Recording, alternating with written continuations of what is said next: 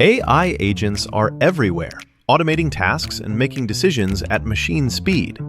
But agents make mistakes. Just one rogue agent can do big damage before you even notice. Rubrik Agent Cloud is the only platform that helps you monitor agents, set guardrails, and rewind mistakes, so you can unleash agents, not risk. Accelerate your AI transformation at Rubrik.com. That's RUBRIK.com. In a so-called free state, officials and stakeholders concoct solutions to problems often created by other bureaucrats and with little regard for infringements on the people. These stories are born at the apex of freedom and entrepreneurship. We foolishly advocate for the taxpayer. Brian's Beat presents Freedom Fools. It's looking pretty nice right now for a Saturday, but the storm clouds are coming back. Welcome to the Saturday edition of Brian's Beat Presents. In this particular case, Freedom Fools. One of three shows born at the apex of freedom, entrepreneurship, and nomadism. Yes, I am back. And it's great to be with you. Does it really make a difference? Well, I think it does. It's also Make a Difference Day. Speaking of making a difference, maybe not to you, but to many African Americans. On this date in 1940, Benjamin O. Davis. You probably don't know that name. Benjamin O. Davis became the first African American to be awarded the rank of general in the military. Benjamin O. Davis. A monumental change at the United Nations as Communist China replaced Taiwan on the United Nations Security Council. That happened on this date in 1971. The Brian's Beat quote of the day: I think the whole policy of preemptive war is a serious mistake. That could be a quote from me, but it is not. I think the whole policy of preemptive war is a serious mistake. That quote from Walter Cronkite. Those that listen on a regular basis, you may recall I did a Walter Cronkite quote on Thursday. There were so many different quotes, great quotes from Cronkite. I thought I would do two this week and then save a few for down the road. All right, 508-996-0500. I did a little bit of the Ken Pittman show today. Ken had a former Boston Herald sports columnist on with him. He is now with the New England Sports Journal. And right at the top, he made a comment that kind of blew me back a little bit. It deals with Halloween. And I never would have thought this, knowing how cheap I can be when it comes to Halloween candy. But apparently, $7.4 billion is going to be spent on Halloween candy. Never mind the costumes. Never mind the drinks at the bar. $7.4 billion on Halloween candy. Kind of makes the mouth sing a little bit. Imagine all those cavities. The dentist must be smiling right now. They're thinking, well, look how many people we're going to get in here. We can say it was that Snickers bar. I would have to say, when it comes to the chocolate candy, Snickers would be my favorite. And every once in a while, I got to be honest, I'll sneak a Snickers bar in, or a Baby Ruth. Those are my my two favorites, Snickers, Baby Ruth, and if there were a third, I think I like the Three Musketeer bar. I know Woman Friend isn't crazy about Three Musketeer, but it shouts with chocolate. Remember those commercials for Three Musketeer? Those would be my top three, in that order. Snickers, Baby Ruth, and Three Musketeers. Have you noticed, we were just talking about Halloween candy, and they make the Halloween candy now in these miniatures.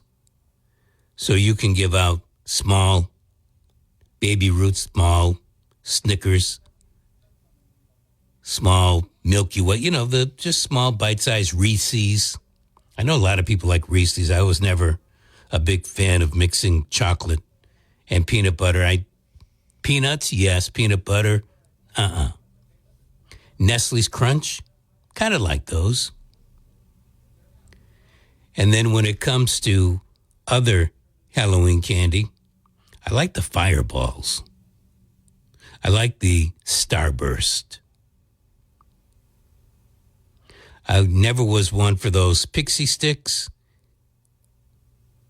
but push come to shove, I'm putting one or two of them in my little bag as I'm going from door to door to door. Do you have a particular Halloween candy that you would buy? And do you buy the Halloween candy that you like, thinking that the kids will like it, and if you don't get enough kids, you'll take the leftovers for yourself? I used to think along those lines, but now with the chance that maybe diabetes might flare up or something like that, I go out and I get candy that I'm not going to eat, that I hope others will like. Too bad if you don't. You can, I've never seen a kid come to the door and, there may be 2 or 3 different offerings for candy and a kid not take one. Can you imagine this? A kid coming to your door, looking in there, and they see maybe candy corn, Good and Plenty, I don't know, you name the other one. And they say that, thanks, but no thanks, and they turn around and walk away. Yeah, I haven't seen it. Even if I had the worst candy, what is the worst Halloween candy that people give out? I mean, I guess I could have a list of 2 or 3, but I have never, I guess you got to be polite. And I would take it, and, when you get home, you count the different types of candy that you get. You put one pile over here, definitely going to have this pile over here. You're not quite sure about, then the other pile over there. If mom wants to take it to work to give it to her employees at work, go ahead, Mom. I'm not eating that stuff. Those were the fun days. I really did like going out trick-or-treating. And I think until, maybe my sophomore year in high school, I made it a habit to hit up a couple of homes. 508-996-0500. I really miss the fact that kids really don't trick-or-treat like they used to. I mean, really coming around to the house. There might be in the neighborhood where I live, I think 8 was the count 2 years ago. We didn't do trick-or-treating last year, and I'm not quite sure that we're going to do it this year because it means going out and buying candy. And not that I'm adverse to buying the candy, but Halloween is on a Friday night. I am here until 7 o'clock on Friday night, and I'm not quite sure Woman Friend wants to give out the candy by herself. And by the time I get home, most of the kids have already done their trick-or-treating. So I'm not sure. Do you still go out and buy a boatload of candy, hoping that kids are going to come trick-or-treat for UNICEF? I mean, it is a tradition. As long as I've been alive, people have been going trick-or-treating. And I would hate to see the tradition really die out, and I know it is dying out because of the fact that the malls are hosting Halloween parties, and parents take their kids to the mall to go trick-or-treating in the mall. I'm sorry. Not that the folks at the mall aren't well-meaning, but it's not the same as going from door to door and seeing what little tricks somebody might have, or the different decorations. I didn't notice it, let's say, 2 weeks ago, but I really noticed over the past week when I would leave the station and make my way back to Dartmouth, and I would go 2 or 3 different ways. But if I'm driving on Cross Road in Dartmouth, the decorations are really pronounced right now, looking really good. There's this one house. I don't know the address. It's after the UPS store, or not the UPS store, but the UPS garage, let's call it. And it is real. I mean, it's very well decorated. And I think the house next to it is pretty well decorated.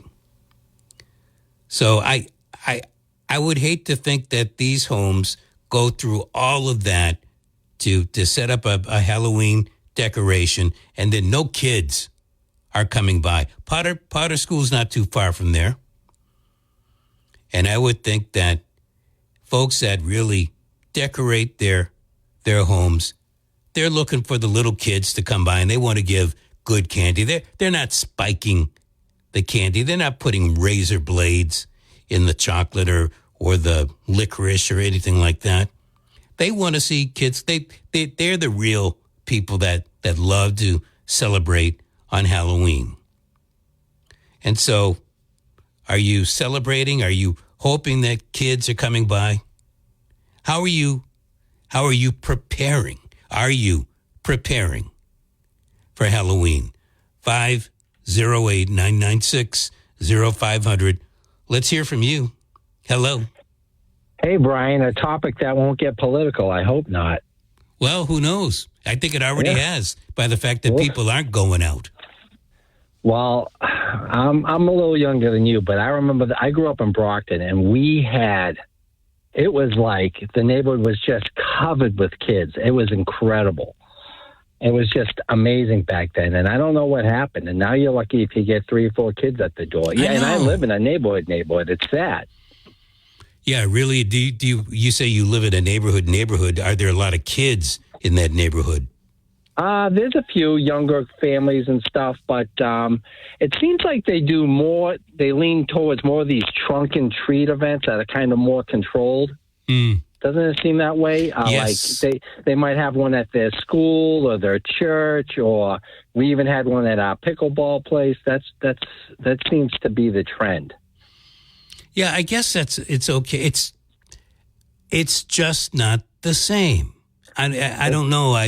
Maybe I'm overdoing it with that, but to me, it was going door to door to door to door. You really didn't, depending on the kind of street you lived on, you really didn't have to go more than 2 blocks, and you'd have a sack full of candy.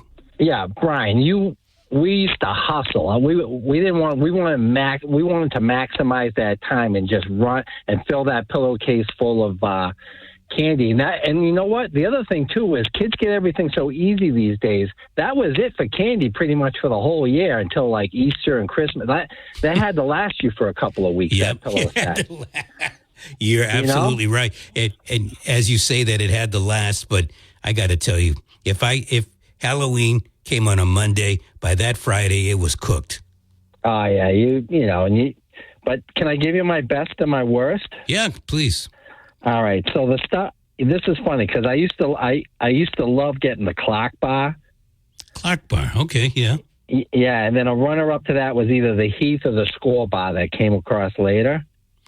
I'm not sure I know the Score bar.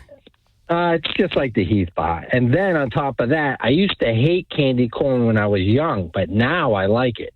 Why? I don't know. It's just, you know how like you get older, you get more sophisticated taste, I guess. You think candy corn's got a sophisticated taste? I don't know. It depends where you get it. Tastes sugary to me.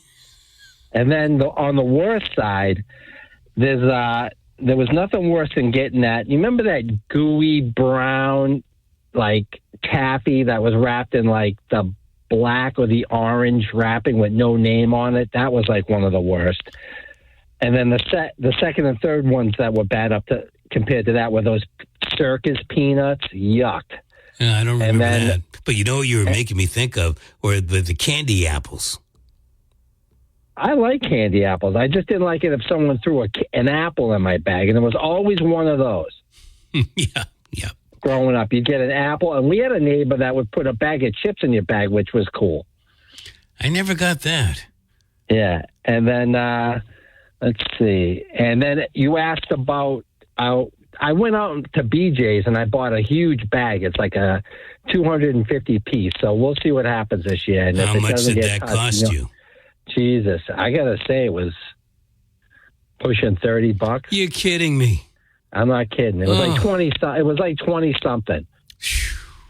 And I gotta be honest, Brian. I took a razor blade to the back of it, and I've been sneaking a little bit out the back of it, sitting on top of my fridge. What are you eating? This is a combo one. This has got the Kit Kats, the Reese's, which I know you don't like, and then Hershey, the Hershey bar, small one. A little little bit larger than a square Hershey's? Yeah. That little square, a little bit bigger than the next size up. Mm-hmm. I think it's just below the fun. They're coming up with these new sizes because they're getting cheap with everything now. Yeah, but not the price. No, you seen the price of M&Ms? No, I'm afraid to. I'm afraid to look. It's awful, but yeah, that's it, Brian. A great subject. Thank you. I appreciate the call. Bye-bye. Bye. Let us continue as we talk about Halloween. We talk about Halloween, not just the candy, but you know what?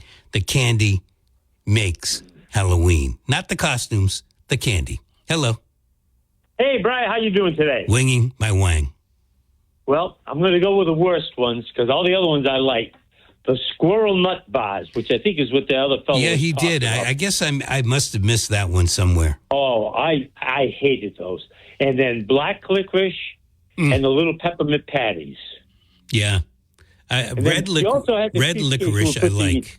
The black. You have the cheapskate to put the miniature marshmallows in a little bag. That was a ripoff, too. Miniature marshmallows. Who did that to you? No, they would bag them up themselves at the house in little saran wrap packages. I'm like, you cheapskate. Yeah, really? They give you like 4 miniature marshmallows. And like, oh, happy Halloween. I said, thank you so much. That's somebody that spiked the candy that gave you miniature marshmallows. Right. Wow. All right, buddy, that's all I wanted to add today. All right, I appreciate it. Talk to you later. Miniature marshmallows. Who does that? Really? Not me. If you come to my house and I've got candy, you're getting real candy. 100% take you to the dentist candy. Hello.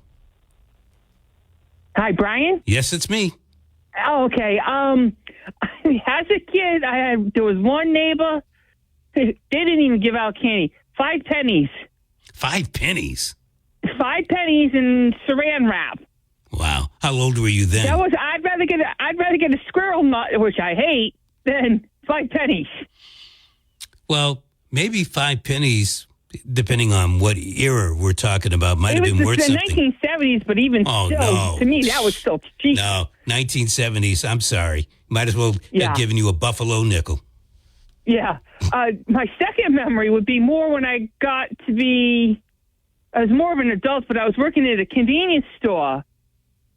And it happened to be Halloween, but we were told that year not to sell eggs, especially to the kids, because you didn't want them egging people's places, which I totally understood. But that particular night, it was pouring. And I mean, not just a little bit of rain. This was just pouring. And some kids wanted to buy eggs, and I says, sure, why not? I says, but I gave them the caveat. You do not egg my car. You do not egg the store in this property. You know, but they said, oh, no, we're just throwing them at each other. And they did. They did move off, and they were throwing them at each other, but I figured it was going to get washed off the way it was raining. Yeah. You know what I mean? Yes, but I do. I kind of figure it was kind of funny, you know? Yeah, well, we used to have some egg-throwing events. I'll talk about that in just a bit. But did you have a favorite candy?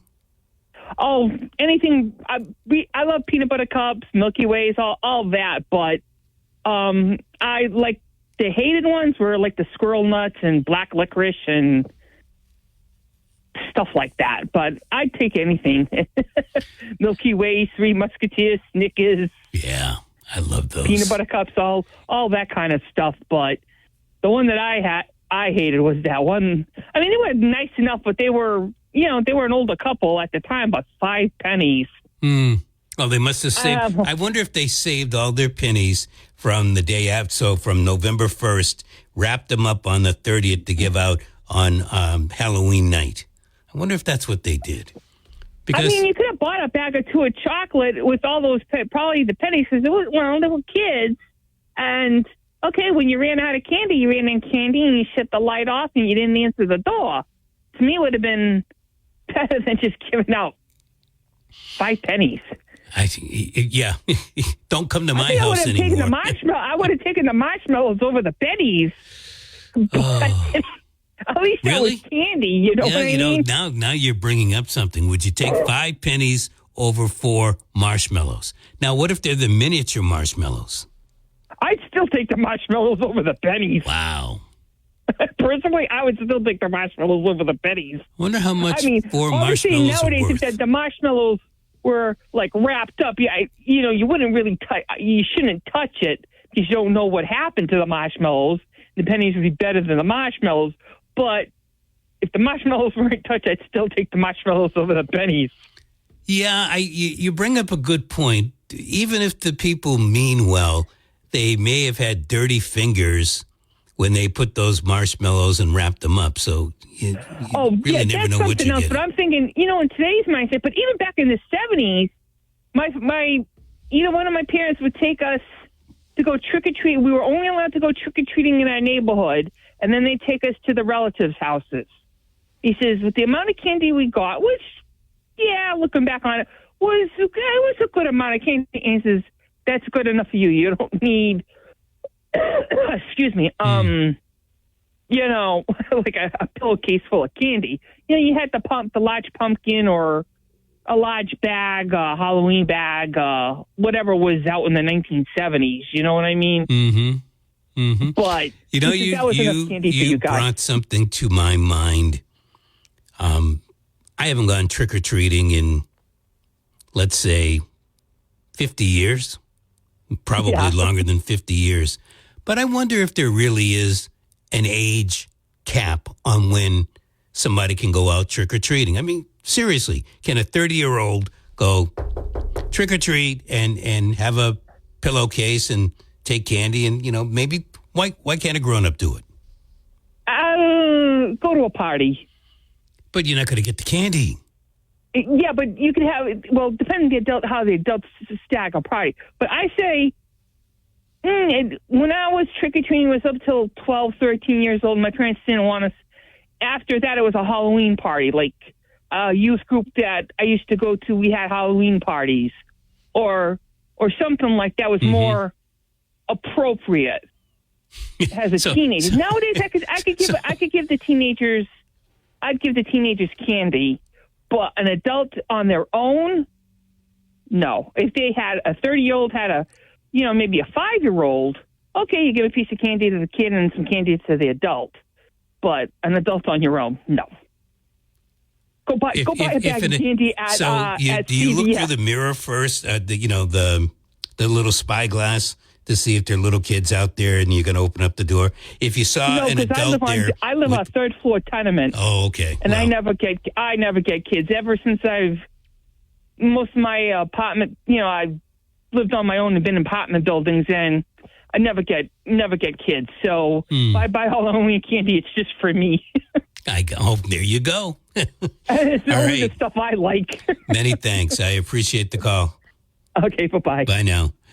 508-996-0500. In listening to that caller and the question that I asked about, let's say you're in your 30s and you like Halloween, you want to go out trick-or-treating. If a 30-year-old came by himself, or maybe two people that you figure they're in their 30s or 40s, late 20s, whatever the case may be, and they came knocking or ringing the doorbell, and you look through the little, whatever you call it, that little mirror thing to see, well, who's there, and you see grown-ups, are you opening up the door? The number two to that would be, if they go trick or treat, are you going to give them candy? Now, you're probably thinking, same way I was thinking before this entered my head not even 5 minutes ago. Why would somebody that age be out trick or treating? Great question. I don't propose to have an answer. But if you're leery about somebody that age out trick-or-treating, and I'm trying to say this person or people are in the up and up. They like Halloween. They like what it stands for. They're not trying to do any harm. They want candy. Okay? Hey, what better way to get free candy than to go out trick-or-treating? You're not stealing candy from anybody else. So if they came ringing the bell and they go trick or treat, are you saying, get away? Are you opening up the door if you realize that they are adults? Because sometimes adults in costume could be like the ICE agent in a costume, or the fake ICE agent in a costume. And you might think to yourself, I'm not opening up this door for them. Have we gotten to that particular period? Hey, even grown-ups cannot go out trick-or-treating. 508-996-0500, the Saturday before trick-or-treat. Susie, you just got to town, and we've been very interested in your development. This is WBSM.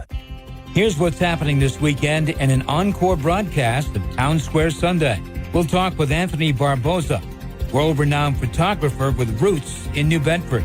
We'll also learn about a documentary being shown in New Bedford next month on the dangers of social media. And two retired Marines will share details about a local celebration in Freetown of the 250th anniversary of the U.S. Marine Corps. I'm Jim Phillips. Join me for Town Square Sunday, Sunday morning at 6 and 11 on 1420 WBSM 99.5 FM. Low-cost air helps you find the best airfares, foreign and domestic. Low-cost air, 800-221-6085. Low-cost air, 800-221-6085. AI agents are everywhere, automating tasks and making decisions at machine speed. But agents make mistakes. Just one rogue agent can do big damage before you even notice. Rubrik Agent Cloud is the only platform that helps you monitor agents, set guardrails, and rewind mistakes, so you can unleash agents, not risk. Accelerate your AI transformation at Rubrik.com. That's RUBRIK.com. October brings it all. Halloween parties, game day tailgates, crisp fall nights. At Total Wine & More, you'll find just what you need for them all. Whether you're hosting friends or enjoying the cool fall air, you'll find thousands of wines, spirits, and beers at the lowest prices. Mixing up something spooky? Total Wine & More is your cocktail central for all your Halloween concoctions. With the lowest prices for over 30 years, you'll always find what you love and love what you find at Total Wine & More. Pickup and delivery available in most areas. See TotalWine.com for details. Spirits not sold in Virginia and North Carolina. Drink responsibly. B21. Did you know that when you make time to do 3 simple things each day with your children, talking, reading, and singing, you're helping to shape and strengthen their brains for the years to come? I love to look at the pictures in a book and notice little details about the characters. I pause along the way to ask my child to wonder about how they might feel.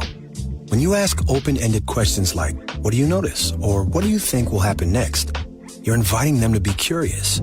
All these rich conversations help develop both their vocabularies and their thinking skills. And it's a great way for you and your child to bond and discover the world together. As a father, helping my child is the most important thing to me. Each of us has the power to create a strong start for our children by talking, reading, and singing with them from the moment they're born, and help them to enter school ready to learn and succeed in life. Visit talkingisteaching.org for free tips, resources, and ideas on how to transform everyday moments into magical moments for learning. There's no better fool than the Freedom Fools. Now, back to Brian.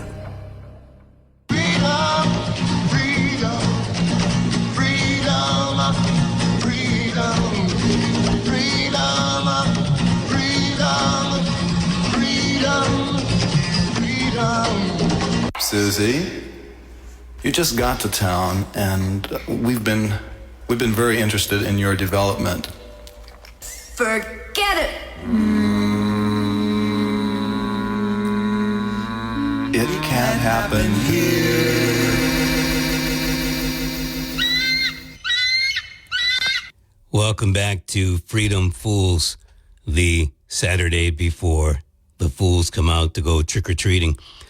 Earlier, a caller mentioned about buying eggs at a store. I remember it was my junior year in high school, and no, we weren't going trick-or-treating at that particular time, but it was juniors against the seniors.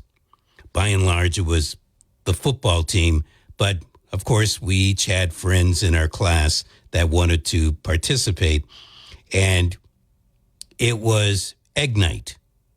I think they called it Devil Night, the night before Halloween. And, you know, we would go to Purity, which was a big store that was gobbled up by Stop and Shop in the 1990s. At any rate, you know, we all went out and bought eggs. The seniors, just about all of them had their driver's licenses. Many of us juniors, we didn't. So those that did have a car, we would tag along with them, and we were firing eggs at the seniors. They were doing the same thing to us.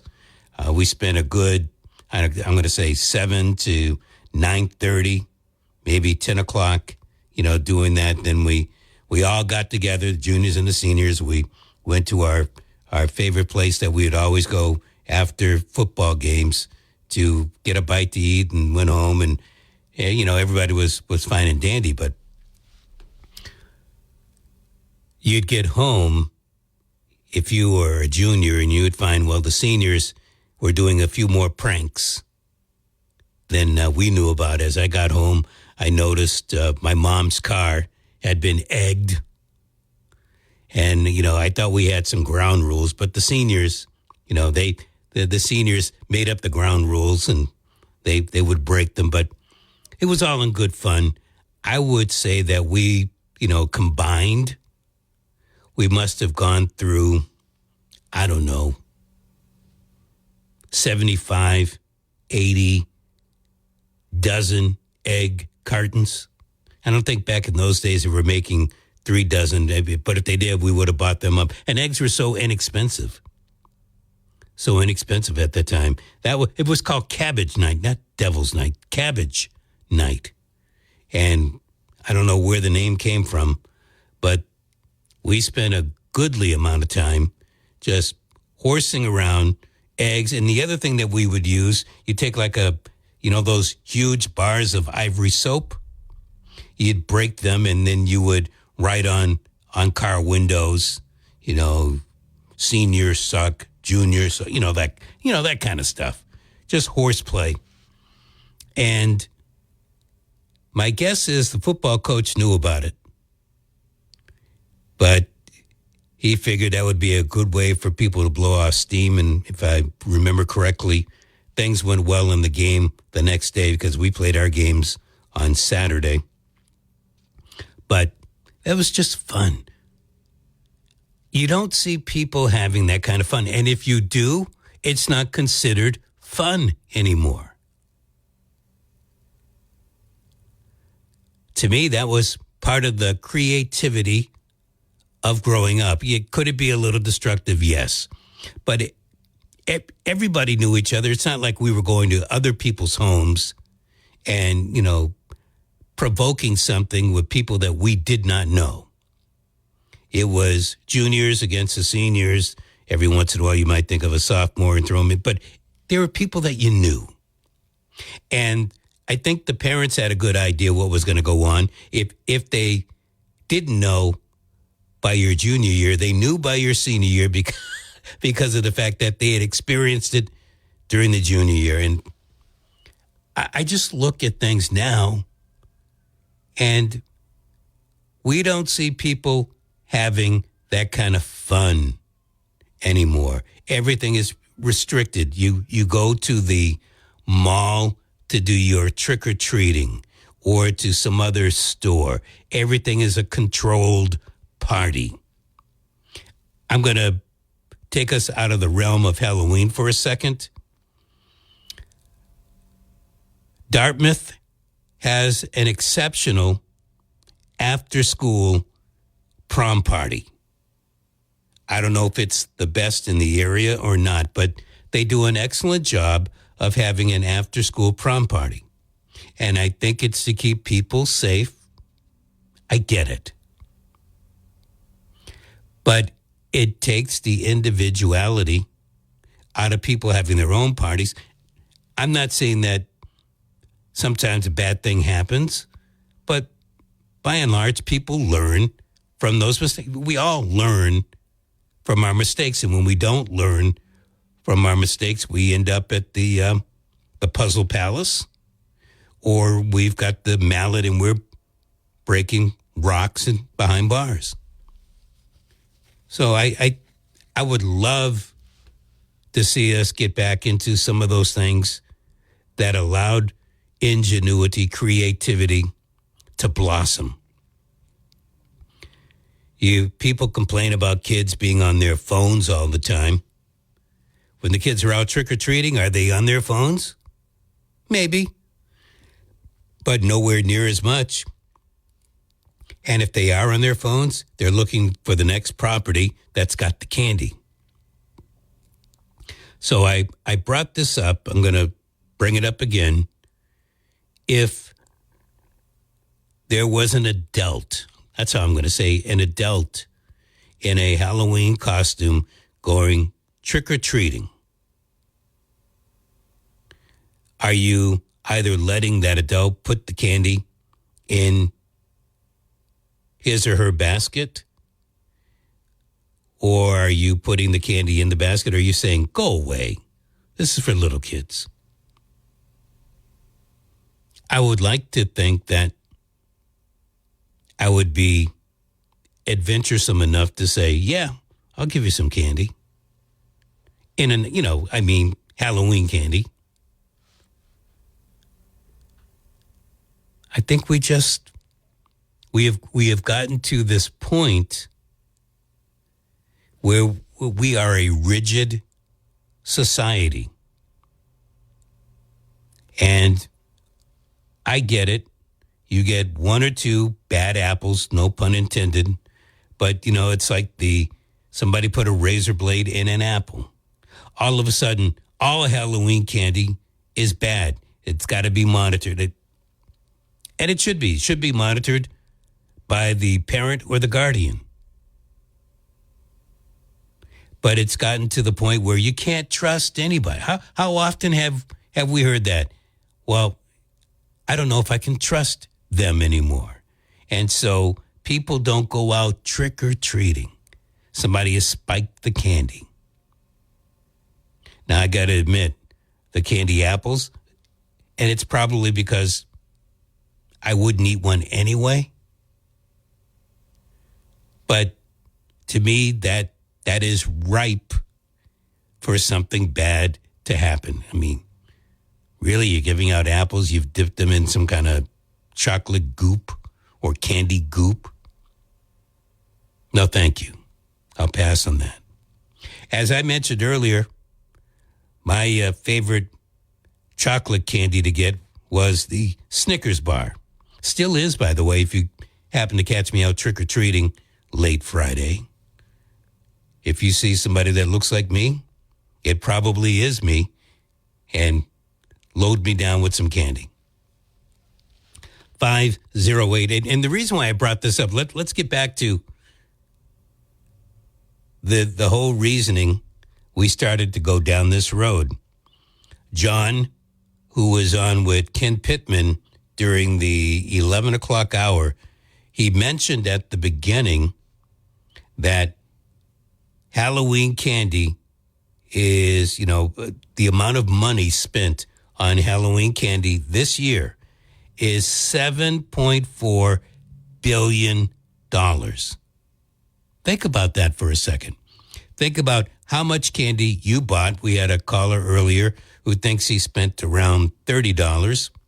Pittman said he spent $40. I'm being Mr. Cheapo. I was looking, I can get a bag like this. There's not going to be a lot of kids coming around anyway. And I'm thinking, so let's see. I can get this for $8.90, whatever it was. Pittman's talking 250 pieces of candy. Whew. That's a lot of candy. My guess, again, I don't know exactly where he lives, but my guess is there's going to be a lot of leftovers. But did you ever think that we would get to a day where we're talking about Halloween candy, $7.4 billion? It makes me think, if that's what folks are spending on Halloween candy, what are they spending on Halloween costumes? Look, Halloween's a fun night. I get it. But when we're talking $7.4 billion with the economy the way that it is, $7.4 billion tells me a couple of things. One, no matter how bad the economy is, people like to give out that Halloween candy and they like to eat that Halloween candy. And the other thing is, how many families are? I mean, we have talked about the fact that not everybody opens up their door, has their porch light on for kids to go out trick-or-treating. A previous caller, she lives up on the third floor of a tenement. Nobody's coming to knock on her third floor door to say trick-or-treat. So if we're talking $7.4 billion in candy, it seems to me you've got a lot of people, or a few people, paying a lot of money for candy. 7.4, because not everybody's giving it out. I'm not sure I'm going to be giving out candy. My neighbors to the left, if I'm looking at the parking lot to the left, they're not giving out candy. I don't know if anybody on our row is going to be giving out candy. I don't know if the office gives out candy. My guess is where the radio station is located, nobody here is going to be giving out candy. So who's giving out candy? Are you giving out candy come Halloween? And I mentioned a 30-year-old, but if a man in his mid to late 60s with a half-ass costume comes knocking and I go trick or treat, are you going to give me candy? Chances are you won't, and I'll be upset that you don't, but that's how it is. Folks are shy to open up the door, but is there really a problem with a grown-up wanting to go trick-or-treating, just like the kids do? Or do we just say that's only for the kids, and as another lady said, that's where you go to a party? Now, to me, you go to a Halloween party, you're a grown-up going to a Halloween party, chances are there's going to be alcohol. Nothing against alcohol, but I don't drink. I just want the candy. And I think that there are lots of guys, probably quite a few women, that are thinking the same thing. I remember the great time that I used to have putting on a costume and going trick or treat. And sometimes they just want to relive that. We like to relive our youth. And Halloween was one of those great days. I mean, it was fun when my kids went out and you would go around the block and watch them go, to make sure everything was safe. But when they got to a certain age, we let them go on their own. And I don't know how old I was. I think that when I was 9 years old, I was able to go out trick-or-treating on my own. Things have just changed so much. And you want to sit here and say, well, they changed for the better. In many respects, they have. But when it comes to the freedoms, we name of the show, Freedom Fools. When it comes to those certain liberties of going out trick-or-treating and having a good time and having just about everybody wanting to open up the door so they can see the kind of costume you have and hand you candy or 5 pennies or whatever the case may be, I think some of that spirit has been lost in folks, and it's really a shame. All right. Here's something else that I think we can question. You know how I talk about Bacon Hill lawmakers, the things that we would like them to do, like let the state auditor do an audit of the legislature, their books? Well, there is a Beacon Hill lawmaker, actually a state senator. His name is Paul Feeney. And Paul Feeney has an idea. And I'm curious as to your thoughts on his idea. I'll tell you mine, but here's what Senator Feeney wants to do. He would like to put a cap on the number of self-checkout stations at the grocery store. So you know how you go into Stop and Shop or Shaw's.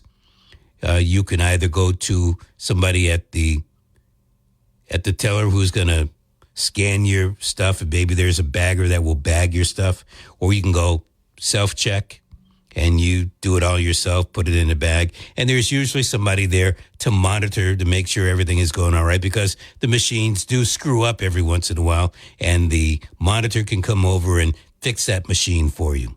All right. Well, Senator Feeney, he wants to change that.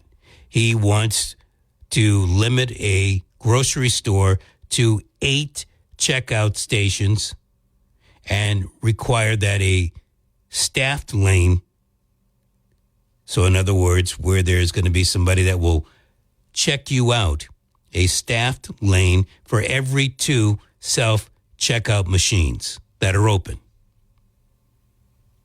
My guess is, simply a guess, that if you run Shaw's or Stop and Shop, you're looking at the bottom line and saying Paul Feeney's piece of legislation is a bunch of bunk. It can't happen here. It can't happen here.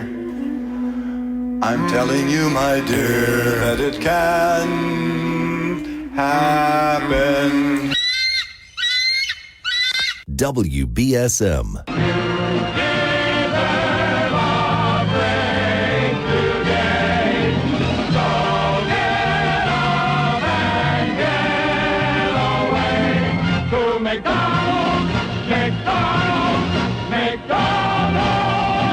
People ask all the time, who the heck is Low Cost Airlines? Well, we're not just one airline. When you're talking to us, you're talking to everyone. We are the discount supermarket for all airline tickets. Plus, we have all the airlines and always have the best prices. American, Delta, United, plus all the specialized international airlines and a lot more. And we make it easy. We guarantee you'll talk to a live human in 60 seconds. You can have the rates you need and have your trip booked in 5 minutes. Now, how cool is that? And remember, when you're talking to us, it's like talking to every single airline available with one fast phone call. All you need to do is call and find the best prices to fly wherever it is you want to go. So are you ready? Call Low Cost Airlines right now. 800-221-6085. 800-221-6085. 800-221-6085. That's 800-221-6085. AI agents are everywhere, automating tasks and making decisions at machine speed. But agents make mistakes. Just one rogue agent can do big damage before you even notice. Rubrik Agent Cloud is the only platform that helps you monitor agents, set guardrails, and rewind mistakes, so you can unleash agents, not risk. Accelerate your AI transformation at Rubrik.com. That's RUBRIK.com. Since 2011, American Giant has been making everyday clothing with extraordinary effort. Not in far-off factories, but right here in the USA. We obsess over fabrics, fit, and details, because if you're going to wear it every day, it should feel great and last for years. From the cut of a hoodie to the finishing of a seam, nothing is overlooked. Our supply chain is tight-knit and local, which means less crisscrossing the country and more care in every step. The result is durable clothing, t-shirts, hoodies, sweatpants, and denim that become part of your life season after season. This isn't fast fashion, it's clothing made with purpose by people who care as much about how it's made as how it fits. Get 20% off your first order with code STAPLE20 at American-Giant.com. That's 20% off your first order at American-Giant.com with code STAPLE20. Freedom Pools on WBSM. Here's more with Brian Thomas. Who could imagine that they would freak out somewhere in Kansas? Oh. Kansas, Kansas, Kansas, Kansas, Kansas, Kansas.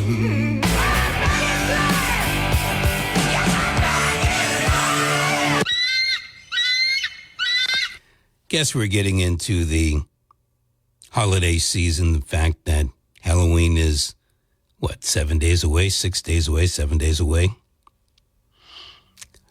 Talking about grocery stores, there's a bill up on Bacon Hill filed by State Senator Paul Feeney.